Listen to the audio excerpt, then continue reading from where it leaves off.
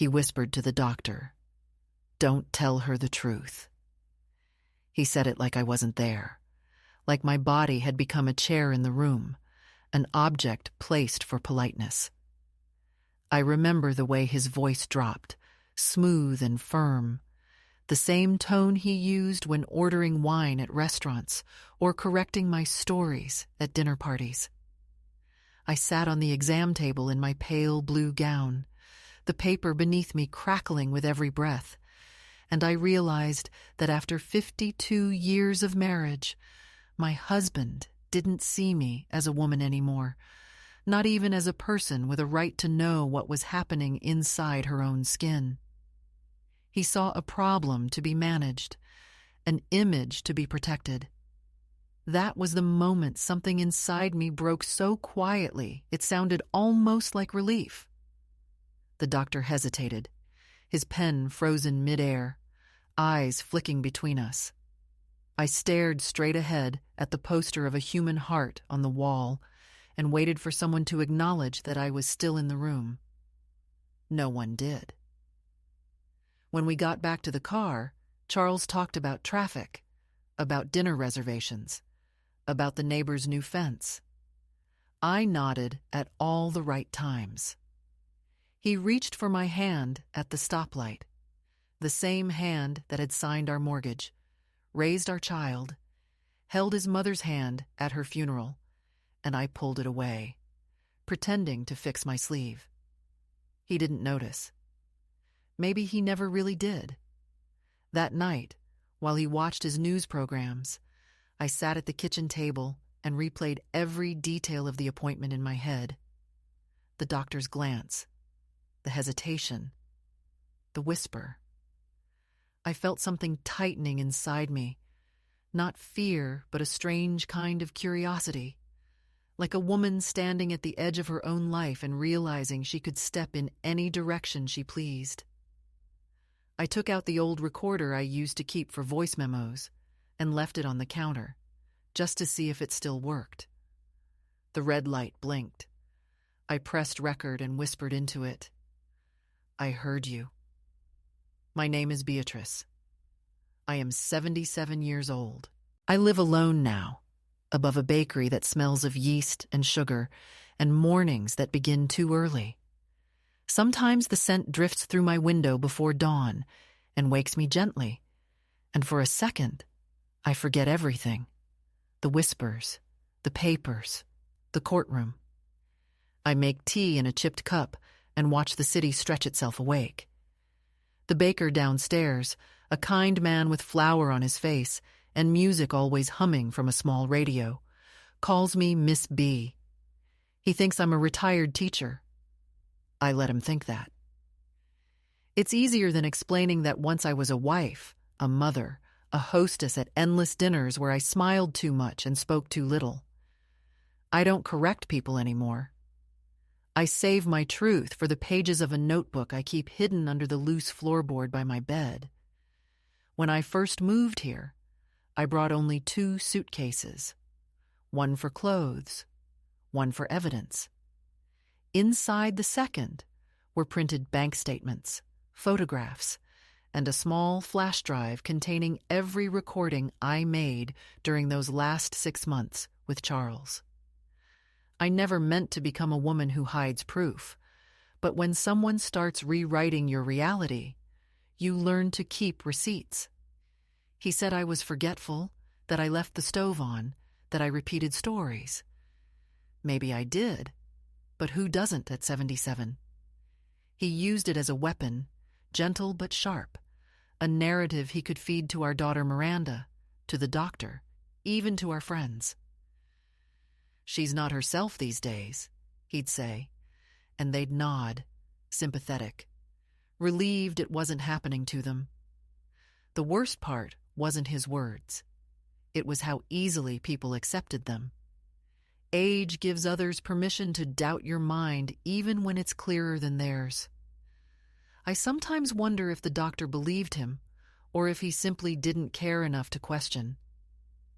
I remember his face, carefully neutral, professional empathy painted like makeup.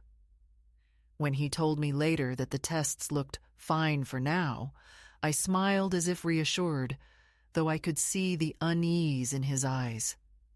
He was caught between two versions of me, the woman who asked direct questions and the fragile patient her husband described. He chose the easier story. Most men do. But the thing about being underestimated is that it frees you. You can move invisibly, listen without interruption, watch people reveal themselves in the spaces they think you can't follow. I began to do that.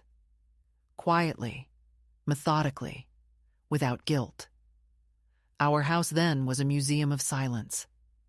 After Miranda married, the laughter left, and we filled the rooms with the noise of television and careful schedules. Charles liked control, polished wood, predictable meals, curtains that matched the carpet. I used to think it was love. The way he planned everything, the way he insisted on driving, paying, deciding. Now I know it was fear disguised as order. The night after that doctor's visit, I sat in the guest room pretending to read while he sorted papers in his study. He left the door ajar. I heard him on the phone, his voice low and cautious. "We need to move forward with the transfer," he said. I didn't know then what he meant, but the words stuck to me. Transfer. Like I was an account being closed. People imagine betrayal as shouting and slammed doors. It's not. It's the soft rearranging of trust while you sleep, the small omissions that reshape the ground beneath you. When I looked back later, I saw the pattern everywhere. The bank forms he asked me to sign just for convenience, the passwords he offered to reset for security, the doctor appointments he insisted on scheduling himself. I had thought these were acts of care. They were steps in a quiet theft. After 52 years, I thought we were beyond the age of secrets. We had survived recessions, sickness, and the long, slow dying of passion. I believed what remained was partnership, a kind of practiced loyalty that didn't need romance to survive. But sitting there in that sterile room, hearing his whisper, I understood that loyalty to him had always been a one-way vow. I was the witness, the caretaker, the background figure ensuring his narrative ran smoothly. And when my presence began to disrupt that story, he decided to edit me out. Sometimes I think about the exact second when my heart accepted it. Not at the doctor's office, not in the car afterward, but later that evening when I found my reflection in the hallway mirror. I looked at myself, gray hair, soft face, the fine tremor in my left hand, and I didn't see frailty. I saw survival. Every wrinkle was a record of work and forgiveness. Every scar belonged to someone who had built a life from almost nothing. And yet, to him, I was an inconvenience with a heartbeat. I leaned closer to the mirror and said quietly, "I am still here." The words sounded foreign, but they steadied me. I didn't confront him right away. I've learned that confrontation gives men like Charles something to perform against. Instead, I began collecting details, saving copies, asking gentle questions he didn't realize were tests. I noted every time he spoke for me, every instance he corrected my memory. When Miranda called, I listened carefully to her tone. She loved her father more easily than she loved me. I had always been the difficult parent, the one who expected honesty. But even she began to sound rehearsed. Once she said, "Mom, you should let Dad handle things now. It's better that way." Better for whom, I wanted to ask. Instead, I said, "Of course, dear." I hung up and wrote the date in my notebook. Now, sitting by this small window above the bakery, I can still feel the heat of that decision burning quietly inside me. It wasn't courage that made me stay silent. It was calculation. I wanted to see how far he would go, how completely he would erase me before realizing I was watching. Maybe I wanted to understand the anatomy of betrayal, to study it like one of the medical charts in the doctor's office. Or maybe I just wanted proof that I wasn't losing my mind. Either way, by the time I finally packed my suitcase, I already knew exactly who he was. The recordings were my insurance, my mirror, my revenge. Sometimes the smell of warm bread drifts upward, and I think about that morning in the clinic. The cold air, the fluorescent hum, the whisper that split my life in two. If I close my eyes, I can still hear it, that single sentence curling into the silence. Don't tell her the truth. It was meant as protection, or so he would claim. But what it really protected was his power. Because once you tell a woman the truth, she becomes unpredictable.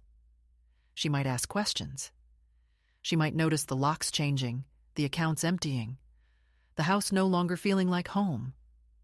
She might, finally, remember who she is. And I did. I found out by accident, or at least that's what I tell myself when I wake up in the middle of the night and wonder whether anything in a marriage really happens by accident. 2 weeks after that appointment, Charles asked me to pick up a package from his office because he didn't want to bother the courier again. It seemed innocent, one of those small errands that keep a house moving smoothly. I drove there in the late morning, the sky heavy with spring rain, and while waiting at the reception desk, I noticed a thin white envelope with my name typed neatly across the front. The secretary said it had been delivered by mistake, probably some insurance update, and she handed it over without hesitation. I slipped it into my purse, smiled, and drove home without opening it. Because after 50 years of marriage, you don't imagine that the real dangers come printed on letterhead. I made myself tea, took off my shoes, and only then tore it open. Inside was a summary of a recent consultation report addressed to my husband. The title line read, "Initial Assessment of Cognitive Impairment. Recommendation for Continued Guardianship Discussions." I remember sitting very still, the mug of tea cooling in my hand, the words swimming like fish beneath the surface of the page. Guardianship. As if I were already half gone, a woman whose name could be placed under someone else's care. I read it twice, slowly, because the mind resists the violence of what it already suspects. The doctor's signature was there, tidy and confident. The same doctor who had smiled at me with that careful sympathy that day in the clinic. Below, in smaller print, it said that patient was unaware of the full diagnosis per spouse's request. It was that phrase, per spouse's request, that cracked the air around me.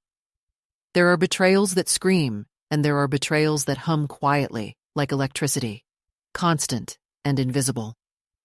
This one hummed. I set the paper down on the table, folded my hands, and stared at the little ring of moisture left by my mug. It looked like a halo of absence. When Charles came home that evening, I asked him how his day had been, and he smiled as though nothing extraordinary had happened. He kissed my cheek and complimented the roast chicken I'd prepared, and when I asked casually about the doctor's report, I watched a flicker pass through his face, the tiniest hesitation that would have meant nothing if I hadn't been listening for it. He said, "Oh, just standard paperwork. You know how these things are," and reached for the salt. I nodded, matching his tone, and said, "Yes, I imagine it must be tiring to manage all that on your own." He didn't look up. That was the confirmation. From that moment, my mind sharpened the way pain does when it finally knows its name. I didn't confront him that night, or the next. Instead, I began to notice details that had always been there, but that I'd trained myself not to see. The way he now kept the house keys on his side of the dresser instead of the shared bowl near the door. The way he double-checked the locks before bed as if I might wander off. The new pill organizer labeled with days and doses that I hadn't asked for. When I tried to move it back to the kitchen where I'd always kept my medication, he placed it back on the nightstand, smiling tightly, saying, "It's easier if we keep track together." We. Such a small word, but it had turned into a leash. One afternoon, Miranda stopped by without calling first. She carried a basket of fruit and that peculiar air of forced brightness people use around the dying. She asked too many questions about how I'd been sleeping, whether I ever got disoriented when I woke up, whether I remembered the names of her children. I answered politely, the way one entertains a social worker, not a daughter. And then I saw it. The nervous glance she gave toward her father, who was standing by the doorway pretending to read an email on his phone. They had discussed me, scripted this performance together. I wanted to ask when exactly I'd become a case file instead of a person, but the words stayed locked behind my teeth. At some point, Miranda said softly, "You know, Mom, maybe it's time to think about simplifying things. Less stress, less to manage." Simplifying. That was the word they'd chosen to hide what they meant. Taking over. That night, when the house finally went quiet, I sat in the dark and played the recording from the clinic again. His whisper, my silence, the doctor's weak assent. It was all there, a chorus of erasure disguised as concern. I replayed it until I could recite it word for word, until the sound of his voice stopped hurting and started clarifying. It wasn't the betrayal of secrets. It was the betrayal of pity. He had decided I was too delicate for the truth, too fragile to be trusted with my own mind, and in doing so, he had excused himself from decency. I realized then that I had two choices: to let them build the narrative of my decline until it became real, or to rewrite it myself before they finished. The next morning, I drove to the clinic alone. The receptionist looked surprised to see me without my husband, but handed me my file when I requested it. She didn't ask why, maybe because I looked calm and certain, and calm women are rarely questioned. In the parking lot, I sat in the car reading page after page of notes. Patient appears lucid but anxious.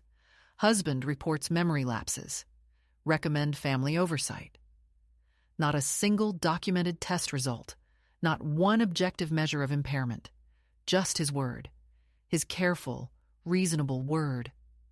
I folded the papers and slipped them into my purse beside my grocery list, a strange pairing of domestic normalcy and evidence. On the way home, I stopped at a small cafe I hadn't visited in years.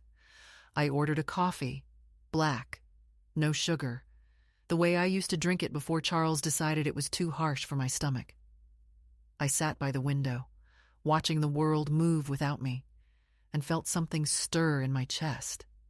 Not anger, not even sadness, but a quiet determination that tasted almost like youth. I thought about all the times I had accepted his corrections, his rephrasings, his insistence that I misremembered events. I had mistaken that for harmony. Now I saw it for what it was. The long, slow erasure of a woman who had once been clear and outspoken, and inconveniently alive. When I got home, he was in the study. I heard him on the phone again, his voice hushed. I stood by the door, heart pounding but steady, and heard him say, "She's doing fine, still cooperative. We'll schedule the evaluation soon. No, she doesn't suspect anything." I smiled in the darkness because in that moment, I realized he was the one who didn't suspect anything. The real evaluation had already begun, and I was the one conducting it. I walked back to the kitchen, turned on the faucet to cover the sound of my movements, and placed my small recorder on the counter. When he hung up and entered the room, I asked him if he wanted tea. He said yes, absent-mindedly, and started talking about the insurance renewal. I pressed the button with my thumb beneath the table and let him talk. Over the next week, I gathered more than I expected. Conversations half whispered into phones, snippets of instructions, an email he left open on his laptop with a lawyer's signature block at the bottom. It became clear that the goal was not my health, but my assets. The house, the accounts, the trust we'd built together over decades. It was all being rearranged under the guise of protection. The same man who once read me poetry in the garden was now citing statutes about incapacity and fiduciary responsibility. I began to see the entire marriage retroactively, how his affection had always contained an element of ownership, how he had loved me best when I was silent. One evening, I placed the recorder in the pocket of my cardigan before dinner. We sat at the table in the gentle light of the chandelier, the roast lamb steaming between us, Miranda's laughter echoing faintly from the speakerphone as she called to say goodnight. When she hung up, he sighed and said, "She worries about you, you know." "We both do." I smiled and asked, "Do you worry that I'll forget you?" He blinked, confused, perhaps hearing the edge in my tone for the first time in years. "Of course not," he said. "Good," I replied, "because I don't forget." He looked at me for a long moment, then went back to cutting his meat. The recorder hummed quietly in my pocket, catching every silence. That night, after he fell asleep, I transferred all the files to a flash drive and labeled it simply Truth. It wasn't rage that guided me, but clarity. I finally understood the full scope of what had been done, not just by him, but by every polite man who had ever decided what a woman could handle. They call it protection, but what they mean is control. The letter from the clinic, the whispered instruction, the careful manipulation of perception. It was all part of a single design to convince me that my awareness was the problem. But awareness is a stubborn thing. Once it wakes, it doesn't go back to sleep. The following morning, I went to the bank. The teller greeted me by name, asked if I wanted to update my beneficiaries. I smiled and said yes. For the first time in my life, I left Charles's name off every line. When I stepped out into the sunlight, I felt a lightness I hadn't known in years, a sensation like returning to myself after a long illness. That was the moment the decision formed, simple and irreversible. I would leave him before he buried me alive under the paperwork of his pity. The catalyst wasn't anger, not even the discovery of deceit, but the sudden recognition that the woman I used to be, the one who read legal contracts for fun, who volunteered at the library, who drove across the country alone at 60, was still alive, waiting patiently beneath the layers of condescension. She just needed proof, and now she had it, sealed in a small envelope marked Truth, ready to open the rest of her life. The next morning I woke before dawn, not from fear or habit, but from a restless clarity that would not let me lie still. The sky outside the bedroom window was gray and hesitant, the kind of light that makes everything look honest. I listened to the sound of Charles breathing beside me, even and shallow, the rhythm of someone who trusts his world to stay as he has arranged it. I studied the outline of his face in the dimness and felt nothing. Not love, not rage, just a vast, clean emptiness.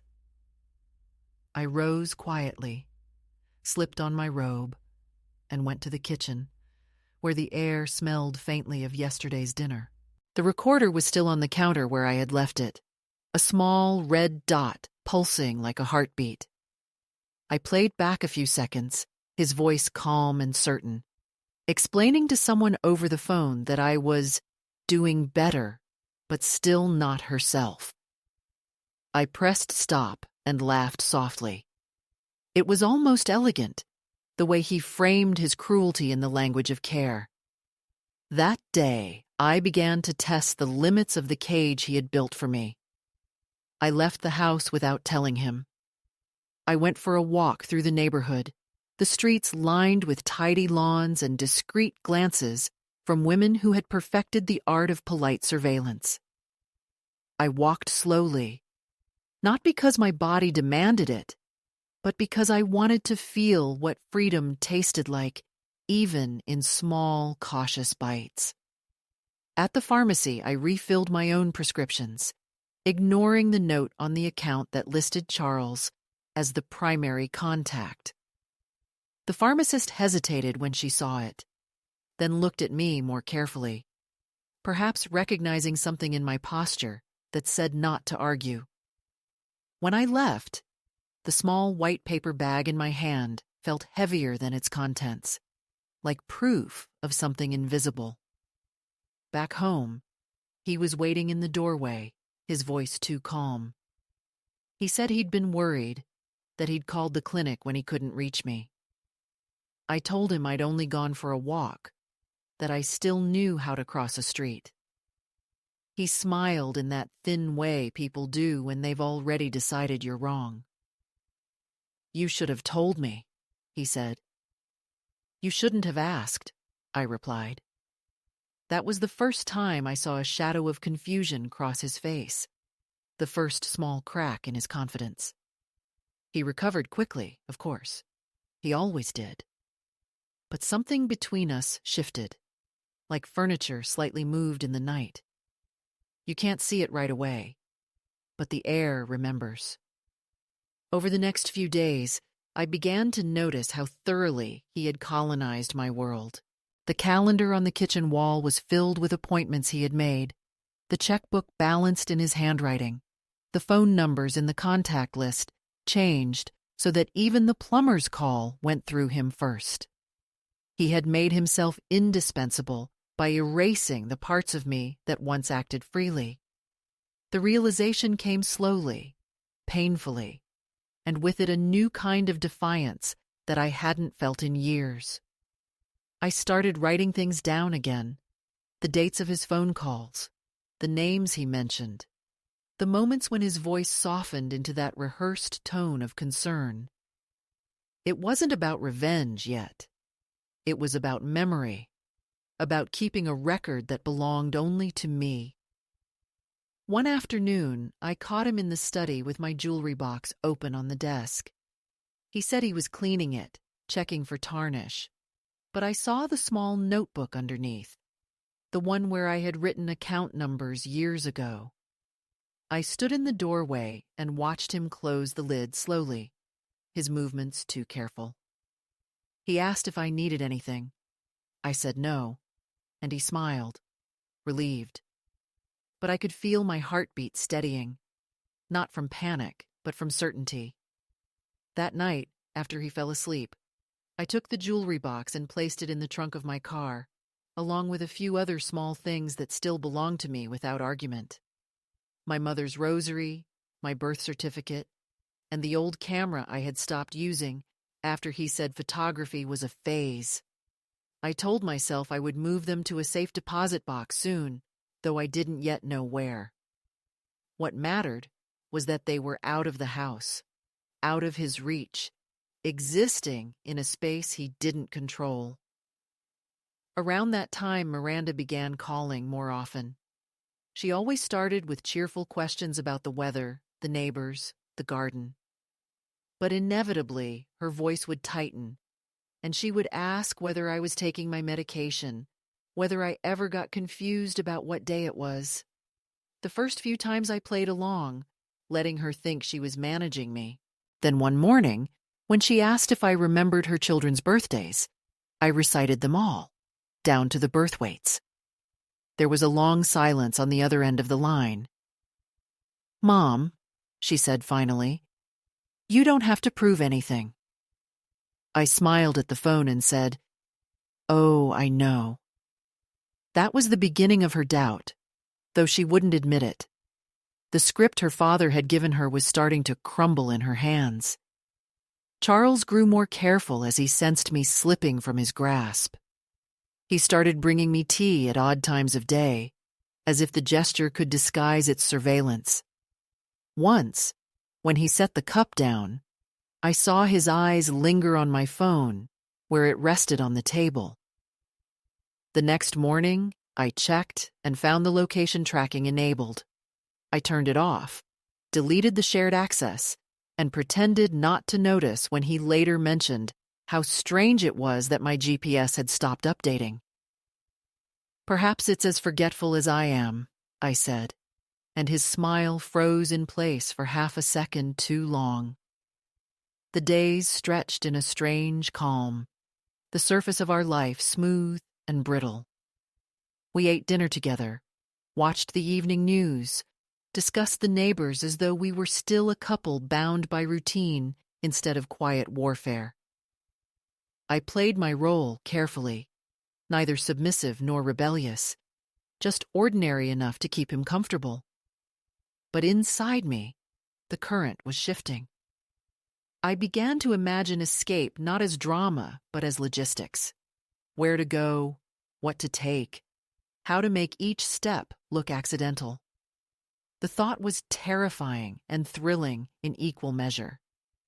After so many years of living in someone else's version of reason, the idea of choosing my own chaos felt like sanity.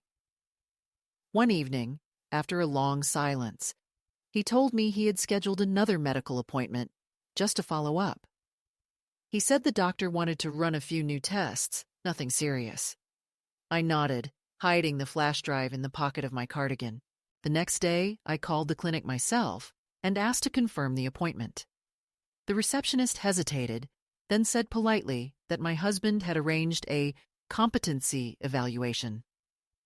I thanked her, hung up, and sat in the kitchen, staring at the steam curling from my tea. Competency.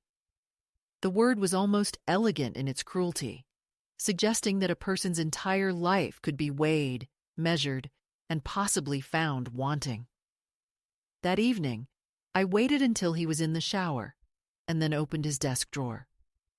Beneath the neat rows of envelopes and receipts lay a file labeled Estate Management.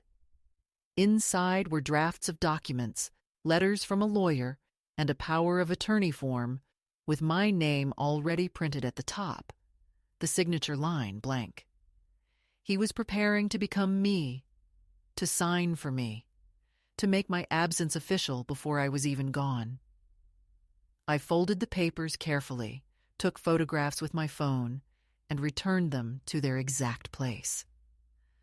When he came downstairs later and asked if I wanted to watch a movie, I said yes. We sat together on the couch, the flickering light from the screen painting our faces in the same hue, and I wondered if he could feel how far apart we had already drifted. In the weeks that followed, the atmosphere in the house thickened.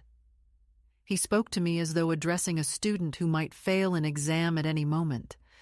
Every sentence softened with that false gentleness that hides contempt. I responded with perfect politeness, each word measured, each gesture deliberate. I began keeping a second set of keys, a second phone, and a post office box in my maiden name. Each secret act was a small reclamation, a quiet rebellion that fed me more than food. It was strange how easy it became to live in disguise inside one's own marriage. The more he believed in my confusion, the freer I became to plan. Sometimes, late at night, I would sit in the dark living room and watch the shadows move across the walls, the quiet ticking of the clock marking the hours I had left before the next inevitable confrontation. I imagined walking out the front door, and never returning. Imagined the sound of the latch clicking behind me. Imagined my life unfolding somewhere else where no one called me fragile. But I wasn't ready yet. I needed him to believe he was winning. That was the only way to escape cleanly. Then, one afternoon, I came home from the grocery store to find Miranda sitting at the kitchen table, her eyes red. Charles was standing behind her, hands on her shoulders like a puppeteer. They said they were worried, that neighbors had mentioned seeing me wandering alone, that maybe it was time to consider a smaller place, closer to care. The performance was impeccable. I listened, nodded, and asked if they wanted coffee. As I poured it, I watched their reflections in the glass door of the oven. 2 actors in a scene they didn't know I was directing.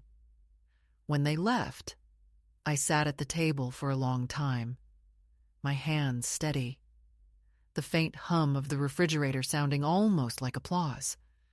That evening, as the house settled into silence, I opened my notebook and wrote a single sentence. He thinks he's building my safety net, but he's building my exit.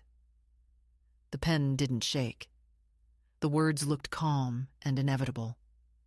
I folded the page, placed it inside the envelope marked Truth, and felt the first real breath of freedom in years. I didn't know yet where I would go or what I would do, but I understood that leaving was no longer a fantasy. It was a plan with a pulse. And though I still slept in the same bed beside the man who was quietly erasing me, I began to dream not of the past or of revenge, but of the quiet sound of a door opening somewhere in the future, leading to a place where no one would ever again whisper about what I could or could not handle. The shift began without any ceremony, without a single moment I could point to as the one where I changed. It started as a low pulse beneath the surface of my days, an awareness that grew stronger each time I caught my reflection in the hallway mirror and recognized the woman staring back. She was not confused, not diminished, not what the reports and whispers claimed she was. She was simply waiting. For what? She hadn't known until that week, when the last thread of denial snapped.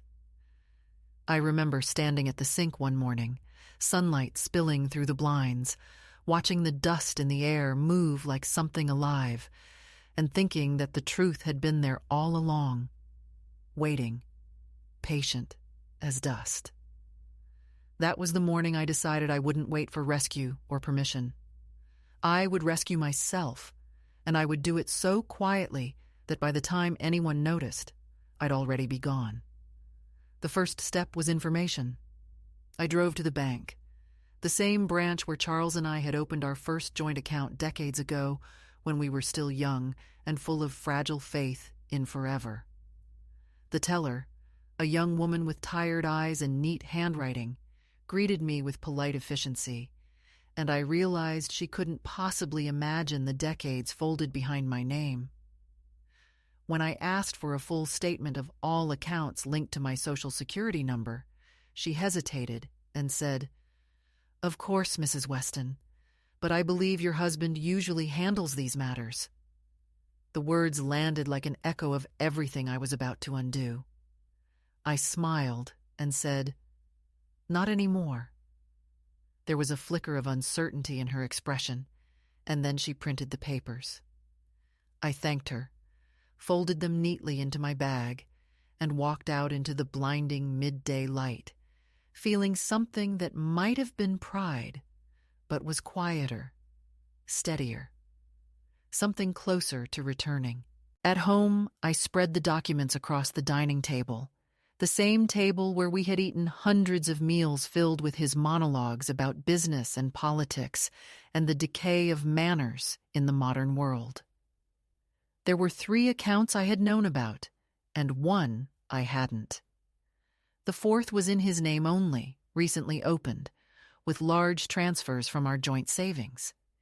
He hadn't even tried to hide it well. He had assumed I wouldn't notice, or if I did, that I wouldn't understand. But the truth is, I had spent half a lifetime balancing ledgers and paying bills while he spoke abstractly about financial strategy. I ran my finger down the list of transactions and smiled at the precision of his deception. It was elegant in a pitiful sort of way, how he had built the narrative of my decline while quietly preparing for the moment I could no longer sign my own name. That night, after he went to bed, I took the flash drive labeled Truth and copied every recording, every scanned document, every image of his paperwork onto a cloud account under my maiden name. I wrote the password on a slip of paper and taped it to the inside of an old cookbook. The joy of cooking, the one he'd mocked me for keeping all these years because no one bakes from scratch anymore. I liked the symmetry of hiding my future inside something he had already dismissed as obsolete. When I was done, I made tea, sat by the window, and let the quiet settle over me. I thought of my mother again, of the way she used to say that sometimes you don't need to fight to win. You just need to stop participating in the losing. The next morning, I went to see a lawyer. Her name was Evelyn, a small woman with a clear voice and the kind of steady gaze that made you want to tell her everything. She didn't blink when I explained my situation.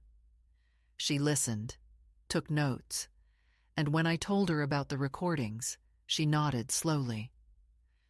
"You've done more groundwork than most of my clients," she said. I laughed at that, a dry, unfamiliar sound. She advised me to start moving small assets into a separate account. Nothing dramatic, nothing that would raise suspicion. "And keep documenting," she added. "People like your husband are always shocked when the person they underestimate turns out to be meticulous." I liked her for that sentence alone. I left her office lighter, though the folder in my bag felt heavy with consequence. That afternoon, I told Charles I wanted to start taking a daily walk again for my mental clarity. He encouraged it enthusiastically, thinking perhaps it confirmed his narrative that I was managing some fog of confusion. I let him believe it. Each morning, I walked farther, memorizing the streets, noting the small cafe by the corner with the blue awning and the bulletin board cluttered with flyers for piano lessons and yoga classes. I began to imagine myself among those flyers, just another anonymous name in the world, free from the performance of being the woman who needed watching. I found a park bench shaded by a large maple and sat there for hours, watching people pass, their lives moving without supervision, and wondered when I had last been one of them. On the fourth morning, I stopped by the cafe.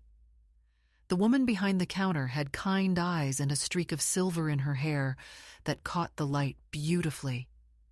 She asked what I wanted, and I said, "Something that tastes like decisions." She smiled and poured me black coffee without asking another question. I sat near the window and opened a small notebook I'd bought on impulse at the pharmacy. At the top of the first page, I wrote, "If they insist on calling me forgetful, let me choose what to forget." Below it, I began to list practical tasks. Contact the credit union, change the beneficiary on the life insurance, pack essentials. By the time I finished the cup, the list had become a plan. Not an escape, not yet, but a map of returning to myself. Back home, I hid the notebook under the mattress and went about the day as usual. Charles asked about my walk, and I told him about the birds, about the smell of rain, about nothing that mattered. He smiled, pleased that I was keeping active. He didn't notice the faint scent of coffee on my sleeve, or if he did, he assumed it was harmless. I began to see how easy it was to vanish in plain sight when people have already decided you're fading. I started visiting the cafe regularly, using it as a staging ground for my thoughts. The woman behind the counter, her name was Rosa, began to recognize me.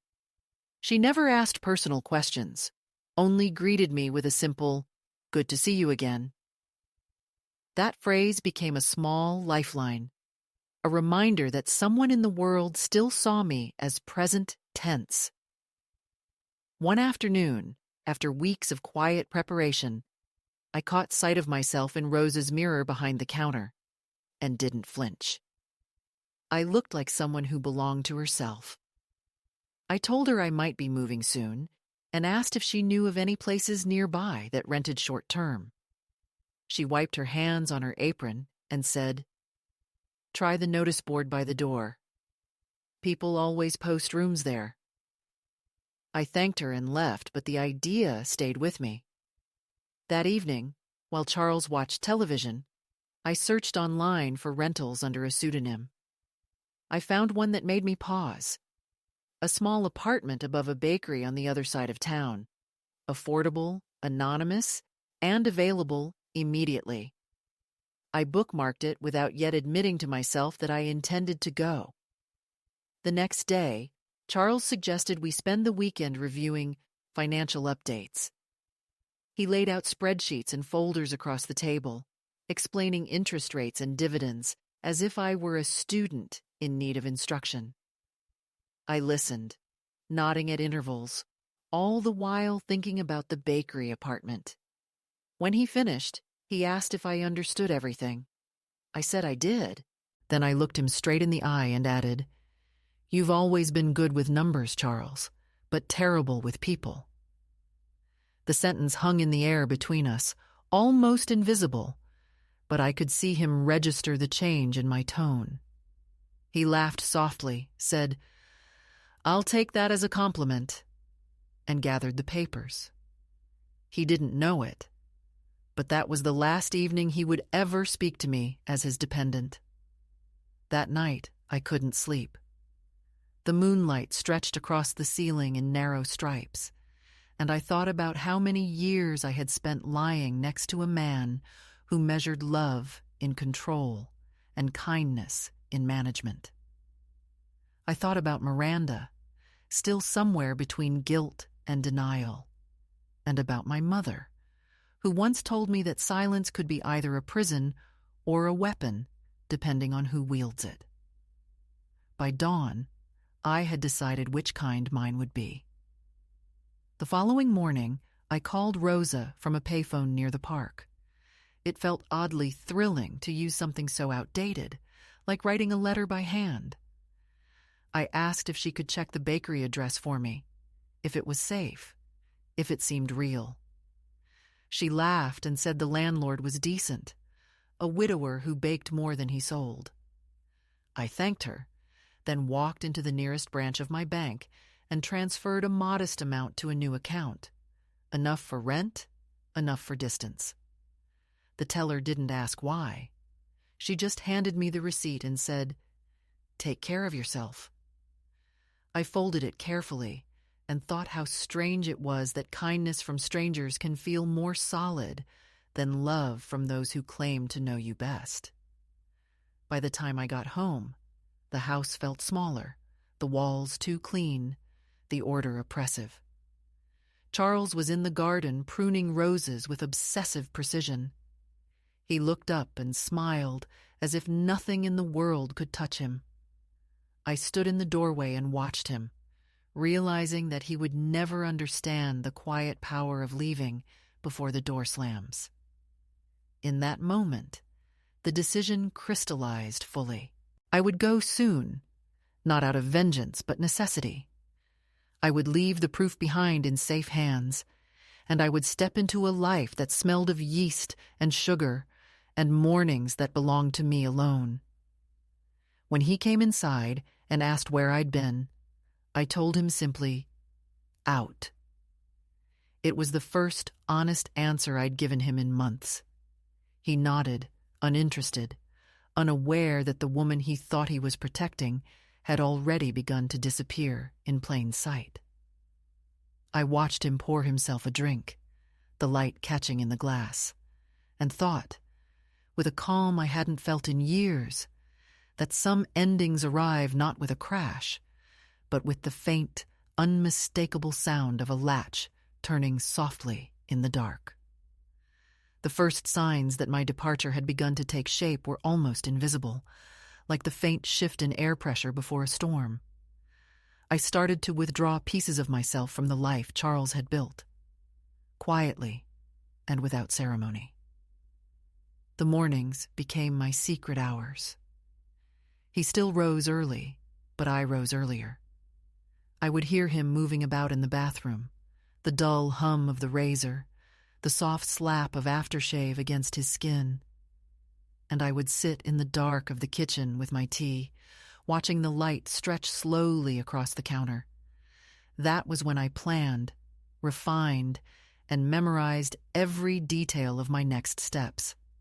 I was careful, methodical, precise. Women like me don't get to make loud exits. We have to slide out through the cracks before the world even notices we're gone. Each day, I moved one thing that mattered to me out of the house. A photograph, a necklace, a document, sometimes just a letter folded into my coat pocket. The car became my silent accomplice, the trunk layered with fragments of my life under a blanket and a grocery bag.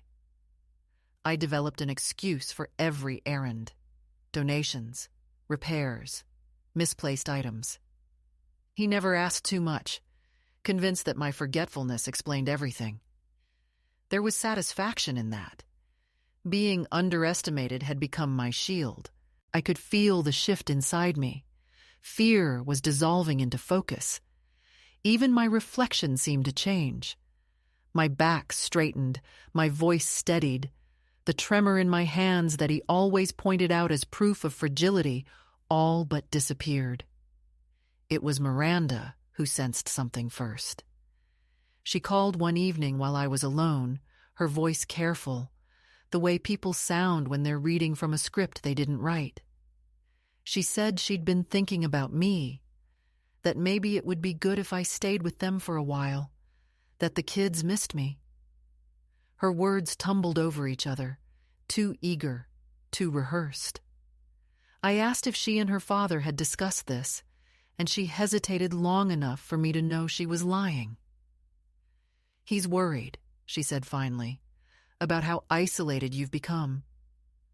I told her I wasn't isolated, that I saw people every day. It was true, in a way. I saw Rosa at the cafe, Evelyn the lawyer, the young teller at the bank.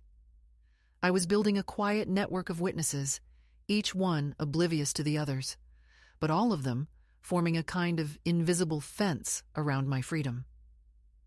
After I hung up, I sat in the kitchen with the phone still warm in my hand. There was a soft, persistent ache in my chest. Not grief, but a deep sadness for what my daughter had become. Somewhere along the way, she had inherited her father's obsession with control, mistaking it for love. I thought about the little girl she once was, the one who used to crawl into my bed after nightmares, whispering that she didn't want to grow up because grown-ups always looked so tired. I wanted to tell her that she'd been right, but the woman she had become no longer listened. She was too busy performing normalcy. The next morning, the atmosphere in the house felt different, heavier, as though my intentions had seeped into the walls. Charles watched me with a strange mixture of suspicion and condescension, the way a cat studies a closed door.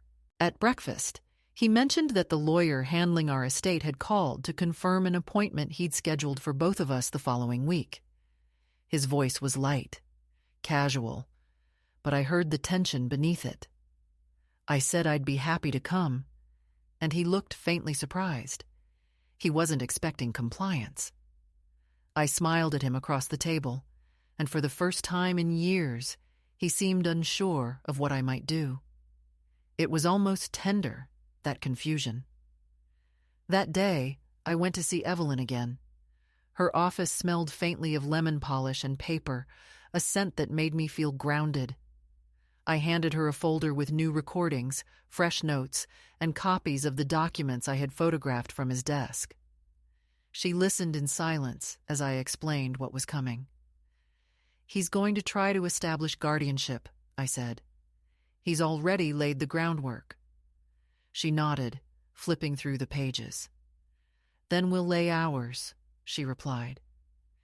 She advised me to open a safe deposit box under a separate account, gave me the name of a private investigator who specialized in financial manipulation cases, and told me to start preparing an official statement in my own words. "Not for the court," she said. "For yourself. You'll need to remember this part later, when they call you paranoid."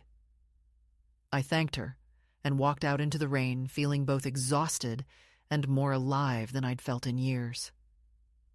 2 days later, the first confrontation arrived.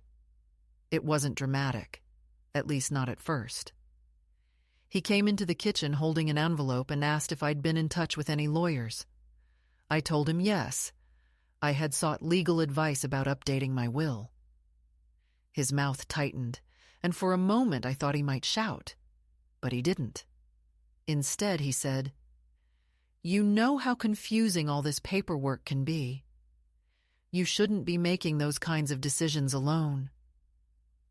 I said quietly, "Then perhaps you shouldn't have made them for me." He blinked, thrown off by the calmness in my tone. "I've always done what's best for us," he said. I replied, "No, Charles. You've always done what's best for you, and I've let you call it love." He left the room, slamming the door behind him, and for the first time in years, I didn't flinch at the sound. After that, the house became a battleground of subtleties. He started moving things again, my keys, my phone, small objects, then pretending to find them in odd places, testing whether I'd question myself. I played along, thanking him sweetly each time, all the while noting every incident in my journal. He began calling Miranda more frequently, whispering updates about my episodes. I could hear him through the walls. Sometimes he'd lower his voice and say, "She's not herself these days." And I'd smile to myself, knowing he had no idea how accurate that was. I wasn't myself anymore. I was becoming something he couldn't predict.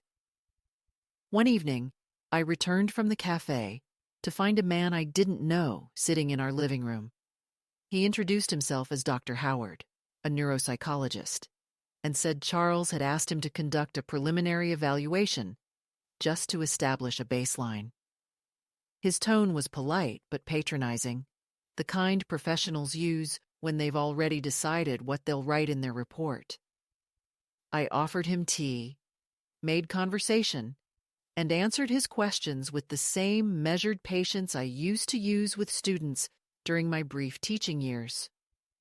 When he left, I handed Charles the cup I'd made for him and said, "You forgot to tell him that I recorded the last assessment."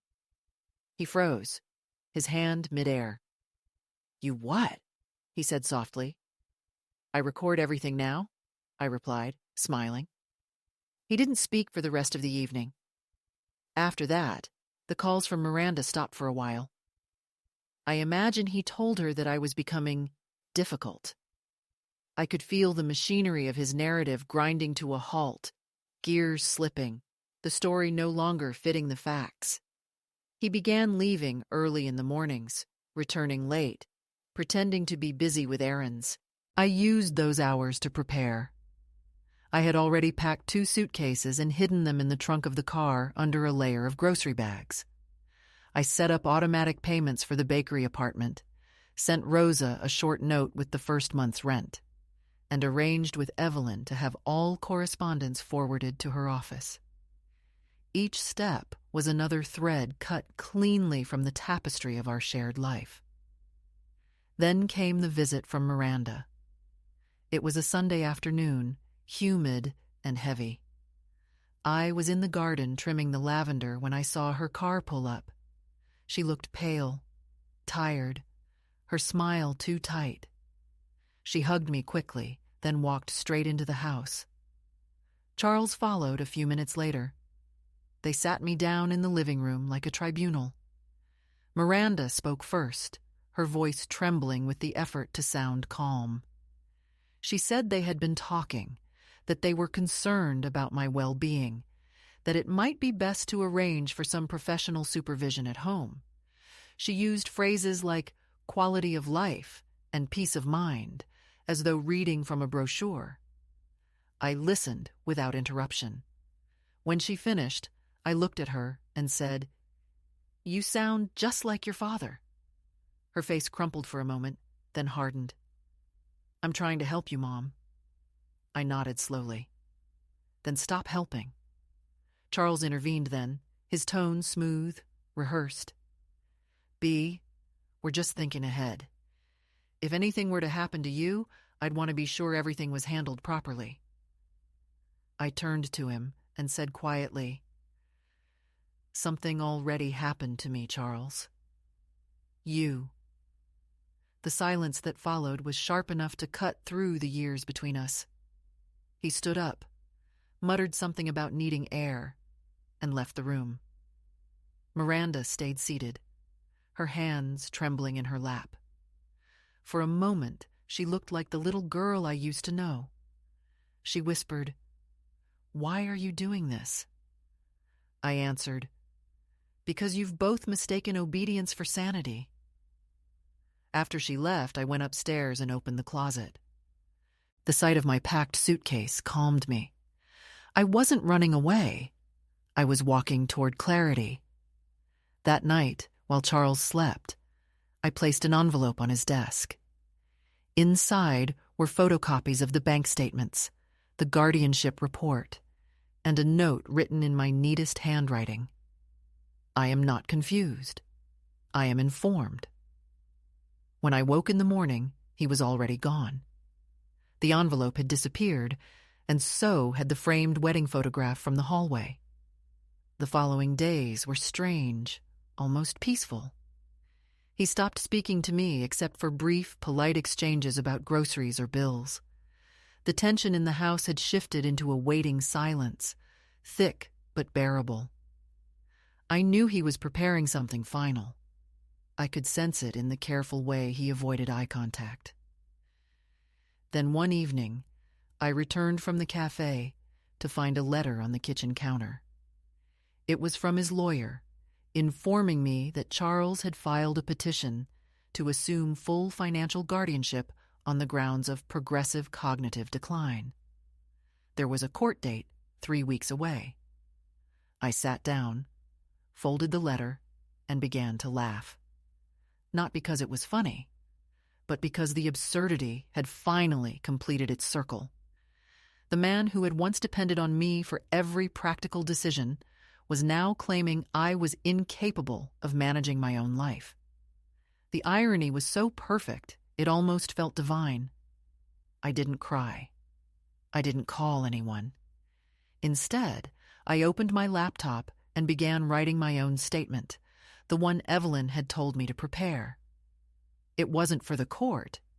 It was for me. I wrote about the whisper in the doctor's office, the letter I'd found, the recordings, the slow suffocation of my autonomy disguised as care. I wrote until dawn, my fingers stiff and swollen, the words tumbling out in long, unbroken lines. When I finished, I printed 2 copies, one for the lawyer, one for the safe deposit box, and sealed them in envelopes. Then I made breakfast as usual, scrambled eggs and toast, and sat at the table as though nothing had changed. But everything had. The petition was his final move, the culmination of his quiet campaign, and he had miscalculated. What he didn't know was that by trying to declare me incompetent, he had given me legal grounds to dissolve everything between us. Evelyn confirmed it later that morning. "He just handed you your freedom," she said. I smiled, feeling the truth of it settle deep in my bones. The war was no longer hidden. It had a date, a courtroom, and witnesses. But by then, it was already over. I had won the moment I stopped explaining myself. The next day, I transferred the last of my savings to the new account and finalized the rental for the bakery apartment. Rosa left the key under a flower pot near the door, and I drove there in the evening, the trunk heavy with my past. The air inside smelled of vanilla and rising dough. I opened the window and stood there for a long time, breathing. For the first time in decades, I didn't feel observed. The silence was clean, without accusation. I unpacked only what I needed: clothes, my notebook, the flash drive, and a single photograph of my mother. Everything else could wait. I sat on the small bed and felt the weight of the years lift, not all at once, but in slow, careful increments, like a body remembering how to breathe. That night, I dreamt of my younger self walking through a garden, calling my name across the distance. I woke before dawn, the sky pale and soft, and realized I had not felt afraid in weeks. There was still a court date, still the inevitable confrontation, but none of it mattered now. I had stepped outside the frame of his story. Whatever came next would be mine alone. The morning of the hearing arrived cold and crystalline, the kind of day that makes the world look sharper than it really is. I woke before the alarm, my eyes opening to a silence that felt deliberate, like the pause before a verdict.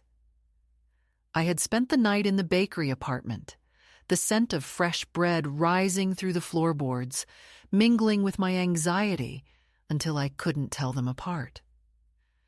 I sat on the edge of the bed for a long time, watching the light crawl across the wall, and thought about how this was the last day I would ever belong to the life Charles had written for me. There was no fear left, only a strange, fierce calm. I dressed carefully, choosing a navy dress I hadn't worn in years, one that made me feel both visible and untouchable. When I looked at myself in the mirror, I saw neither victim nor survivor, but a woman about to testify to her own existence. Evelyn met me outside the courthouse. She looked brisk, composed, carrying 2 folders and a small thermos of coffee, which she pressed into my hand. "You'll need this," she said, her tone gentle but efficient. The building loomed behind her, gray and indifferent, a place where so many invisible lives were rearranged into legal shapes. Inside, the air smelled of disinfectant and stale air conditioning. We took our seats near the front. I could see Charles already there, his suit perfectly pressed, his posture immaculate, as though this were another business meeting to be won through charm and composure. Miranda sat beside him, pale and tense, her eyes flicking toward me only once before darting away. She looked smaller than I remembered. I felt a brief pulse of pity, then let it go. Pity was a luxury I could no longer afford. When the judge entered, the room rose and then settled back into the heavy rhythm of bureaucracy. Papers shuffled, voices murmured, and then it began.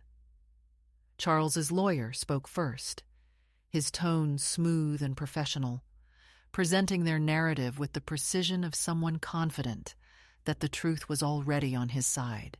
He described a pattern of forgetfulness, confusion, misplaced objects, missed appointments. Each anecdote was carefully chosen, a mosaic of half-truths designed to make me appear fragile but not malicious, someone in need of protection rather than justice. I listened without interrupting, my hands folded neatly in my lap, feeling the anger rise and fall like a tide. The lawyer gestured occasionally toward Charles, who nodded solemnly, performing concern with the ease of long practice. When he spoke, his voice was soft, paternal. He said he loved me, that he only wanted what was best for me, that he had noticed changes in my behavior and feared I might fall victim to confusion or exploitation. He spoke of loyalty, of marriage vows, of duty. It was a masterpiece of deception, almost beautiful in its construction. Then it was my turn. Evelyn stood, calm and unhurried, her voice steady as she began to dismantle their version of reality. She introduced documents first: bank transfers, email correspondence, discrepancies in the dates of signatures. She laid out a timeline so clear that even the clerk stopped taking notes to listen. Then she turned to me and said, "Mrs. Weston, would you like to speak?" I rose slowly, feeling every one of my 77 years like medals pinned to my chest. The room seemed to narrow around me, the sound of my breath loud in my ears. I looked at Charles, at the man who had shared my bed for half a century, and said, he whispered to the doctor, "Don't tell her the truth." That's how it started. There was a murmur from the benches behind us. I went on, my voice steady, but quiet. I spoke of the appointments, the lies, the manipulation disguised as care. I described the day I found the letter addressed to him, the way he had rewritten my story one omission at a time, until I began to doubt the solidity of my own mind. I told them about the recordings, not all of them, just enough to make the room still. Evelyn pressed play on one. The faint hum of an office, the doctor's hesitant tone, and Charles's unmistakable voice saying, "She doesn't need to know everything. It'll upset her." When the recording ended, there was silence so complete it seemed to hum. Charles's expression didn't change at first, but I saw the pulse at his temple, the faint tightening of his jaw. Miranda stared straight ahead, her hands gripping her purse like a lifeline. The judge leaned forward, his face unreadable. "Do you have these recordings in full?" Evelyn nodded and handed over the flash drive. "Everything is time-stamped, Your Honor," she said. He took it, his movements careful, reverent even, as though he understood he was holding something heavier than digital files. The lawyer for Charles tried to recover, stammering something about misinterpretation, but the room had already shifted. The narrative had cracked. For the first time, Charles looked uncertain. It was almost imperceptible. The faint tilt of his head, the way his eyes darted toward Miranda as though seeking reassurance. But she was crying now, silent tears slipping down her cheeks. When the judge asked if I wanted to add anything, I said, "Only this. I may be old, but I am not confused. I have been erased in small, polite ways for years, and I have finally stopped cooperating." The words left my mouth with a weight that surprised even me. I sat down, and Evelyn placed her hand lightly on my shoulder. The rest of the session passed in a blur of formalities, questions, documents, objections, but the outcome was already written in the stillness of the room. When the judge finally ruled to dismiss the petition and grant full financial and legal autonomy back to me, I felt something break open inside. It wasn't joy, not exactly. It was a release, an exhale that had been trapped in my chest for years. Charles didn't look at me as the room emptied. Miranda lingered, her face blotched from crying. She tried to speak, but I raised a hand. "Not now," I said quietly. "Go home, Miranda. Think about the story you've been living in." She nodded, ashamed or relieved, I couldn't tell which, and followed her father out. Evelyn packed the folders, her movements brisk, efficient, grounding. "It's over," she said. I nodded, but I knew she was wrong. The paperwork was over, but the reckoning had just begun. Outside, the sky had turned soft with afternoon light. I stood on the courthouse steps, feeling the cold air bite at my face, and realized that I had no reason to return to the old house ever again. Everything that mattered was already with me. The truth, the evidence, the unbroken thread of my own mind. Evelyn asked if I wanted a ride, but I told her I'd walk. The city seemed new again, or maybe it was I who was new. The sound of traffic, the smell of exhaust and rain, the press of strangers passing by, it all felt like a kind of music. I walked aimlessly for hours, letting the rhythm of my steps steady me. When I finally returned to the bakery apartment, the smell of warm bread greeted me like an embrace. Rosa was closing up for the evening. She looked up from wiping the counter and said, "You look different today." I smiled and said, "I am." She handed me a loaf, still warm, and refused payment. "On the house?" she said. "You look like someone who's earned a good meal."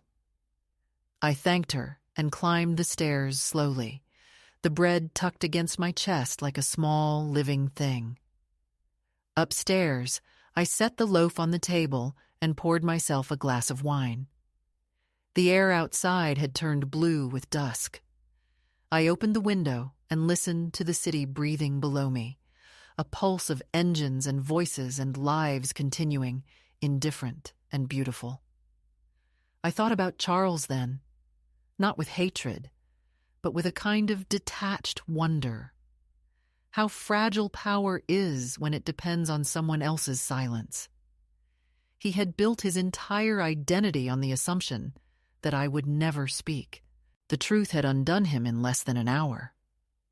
I sat down and began to write a letter, not to him, but to Miranda. I told her that I didn't blame her, that she had inherited a version of love that confused protection with possession.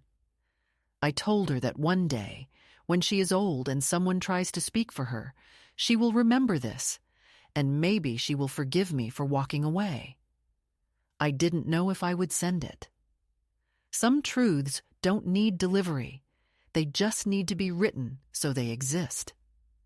When the last of the daylight faded, I took the loaf of bread, tore off a piece, and ate it slowly. It tasted of salt and warmth and survival. I realized I hadn't felt hungry in years, not like this. I leaned back in the chair, the weight of exhaustion settling into my bones, but beneath it was something steadier. Peace, or something close to it. I had stood in front of a room full of people and reclaimed the only thing that had ever truly been mine: my voice. As night folded over the city, I whispered the words that had started it all, but this time without pain, almost with gratitude. He whispered to the doctor, "Don't tell her the truth." I smiled into the dark and answered softly, "You should have known, Charles. I always find it out anyway."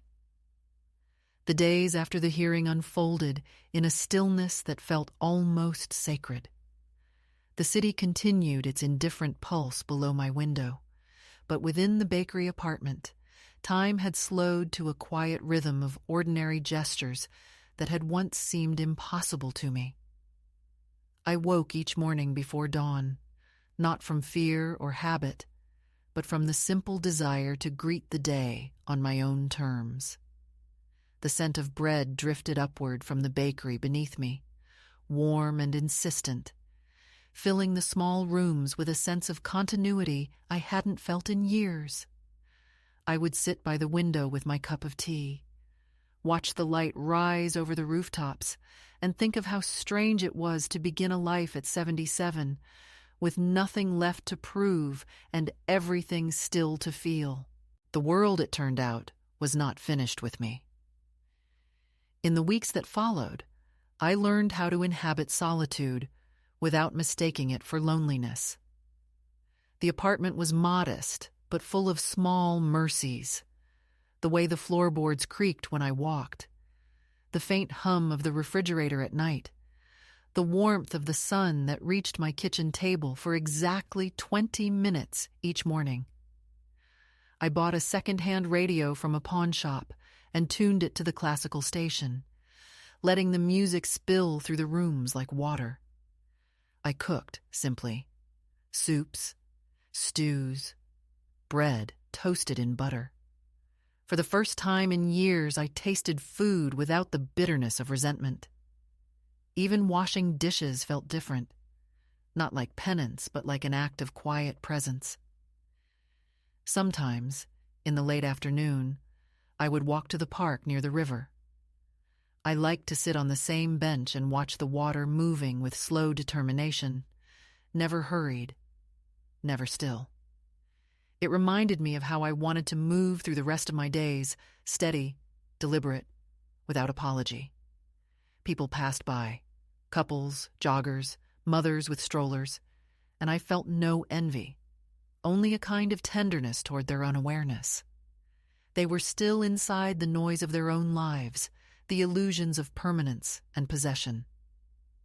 I had been there once, believing that love meant endurance, that loyalty required silence. But silence, I had learned, can be a kind of death if it's not chosen freely. A letter arrived from Miranda 2 weeks after the hearing. It was short, handwritten in her careful script. She said she was sorry for everything, that she hadn't understood what was happening, that she'd believed her father because it was easier than believing the alternative. She asked if she could visit. I read it several times, tracing the hesitation in her words, the guilt folded between the lines. I didn't answer right away. I left the letter on the table for days, watching the sunlight move across it, until one morning I finally sat down and wrote back. I told her she could come if she wished, but that she should come not as a daughter seeking forgiveness, but as a woman willing to listen. I didn't want reconciliation if it meant returning to the old scripts of pity and control. I wanted a new language between us, one built on truth rather than fear. I sealed the letter and mailed it without expectation. Charles did not write. I did not expect him to. I imagine he sits now in that large, empty house surrounded by the artifacts of our former life, wondering how everything that once seemed solid slipped away without sound. I don't hate him. That surprises me sometimes, but it's true. Hatred would mean I still carried him inside me, and I don't. He became a closed chapter the moment I walked out of that courtroom. If anything, I feel a kind of weary compassion for the smallness of his imagination. He believed power could keep love alive. He never understood that love without freedom is just a well-decorated cage. One evening, as I was returning from the park, I saw Rosa closing the bakery. She waved and called out, "Miss B, the usual loaf?" I nodded, and she handed me a warm baguette wrapped in brown paper. She said she was glad to see me looking happy. I told her. Happiness wasn't the word. It was something quieter, deeper, something closer to being awake. She smiled and said, "Then keep waking up." That night, I ate the bread with butter and honey and felt, for the first time in decades, that my life tasted like mine. I began volunteering at the small library a few blocks away, shelving books and organizing the reading room. The librarian, a woman younger than Miranda, treated me with the simple respect of a colleague, not a patient or a relic. She once asked if I'd ever thought of leading a discussion group for older women, something about storytelling or memory. The idea made me smile. I told her I might, someday, when I found the right story to tell. The truth was, I already had it. It lived inside me now, not as pain, but as testimony. Every scar had become a sentence, every silence a paragraph. I didn't need to perform it for others. I just needed to know it existed, complete and mine. Sometimes, late at night, when the world outside is quiet and the bakery ovens have gone cold, I take out the flash drive labeled Truth. I don't play it often. I don't need to hear his voice anymore. But I keep it as a reminder, not of him, but of myself, of the woman who decided to believe her own memory even when everyone else called it madness. It sits in a small box beside my bed, next to my mother's rosary and the letter from Miranda. These are the only relics I carry now, the only proof I ever needed that survival is a form of art. Last week, Miranda visited. She came alone, carrying flowers from her garden. Lavender and rosemary, my favorites. We sat at the small table by the window, the city murmuring beneath us. She looked older than I remembered, but softer, as though something in her had finally surrendered. We didn't talk about her father at first. We talked about her children, her work, the simple things that make up a life. Then, as the light faded, she reached across the table and took my hand. "I didn't know how to stop him," she said. "I thought he loved you." I squeezed her fingers gently and said, "He did, in the only way he knew. But love without truth is just control dressed in tenderness." She nodded, tears gathering in her eyes. We sat there in silence for a long time, watching the streetlights flicker on. When she finally left, I didn't feel the ache of parting, only gratitude that we had finally met as equals. Now, as I write this, the night is deep and still. The city hums like a distant heart, steady and indifferent, and I feel no need to chase meaning beyond this moment. My life is smaller now, but it fits me perfectly. I am 77 years old, divorced, alone, and freer than I ever imagined being. People think freedom comes with youth or rebellion, but it comes, really, when you stop asking for permission to know what you already know. I have stopped apologizing for surviving. To any woman who might one day find herself sitting in a sterile room while someone whispers, "Don't tell her the truth," I want to say this: listen anyway. The truth has a way of finding you, even through walls, even through lies. And when it does, don't flinch. Gather it. Keep it. Guard it like the last ember in the dark. Because one day, when the time comes to speak, that small, stubborn ember will be enough to burn down every false story ever told about you. And when the fire is over, you'll find yourself standing in the quiet smoke of your own name, whole again, finally visible, and utterly, unforgettably alive.